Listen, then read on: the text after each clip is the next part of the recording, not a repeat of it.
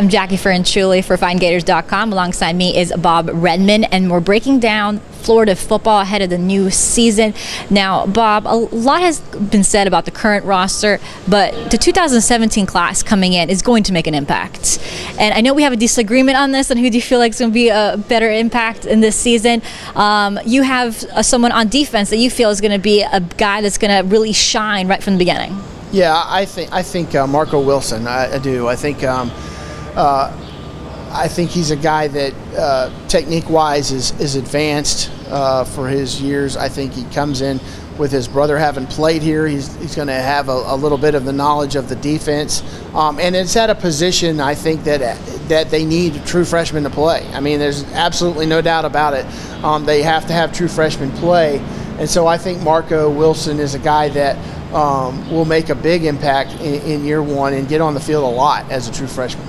Now, I do agree with you. I think Marco Wilson will make an impact, but I think I'm going to pick a dark horse when it comes to this because obviously Kamori Gamble was recruited by a lot of the biggest teams in the country during his high school career, but I think having him on campus for the spring and are really assimilated to the college program, I think it will be a huge benefit for that offense. I think the tight ends really had a down year last year, especially after Jake McGee left, and I think they were invisible. I think they had a lot of plays that they had to kind of turn back and look back and say, this is not going to work, and kind of hampered the offense a little bit. I think Kamori Gamble is going to be a good pass catcher, but I think the most crucial part of his game is his blocking ability, especially when you look at those running back depth and that wide receiver depth. A guy like Kamori Gamble and that talent can really help that offense.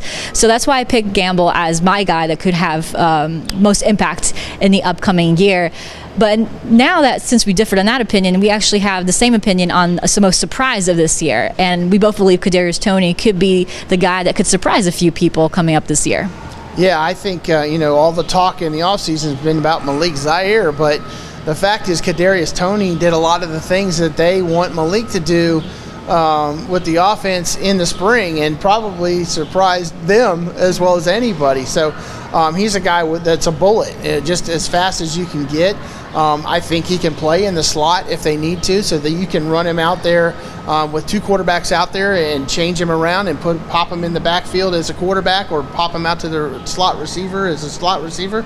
I think he's got as much athletic ability as basically any receiver they've got. So he's a guy, to me, that is a dark horse in terms of somebody you might not have expected, in December or whatever, to do something.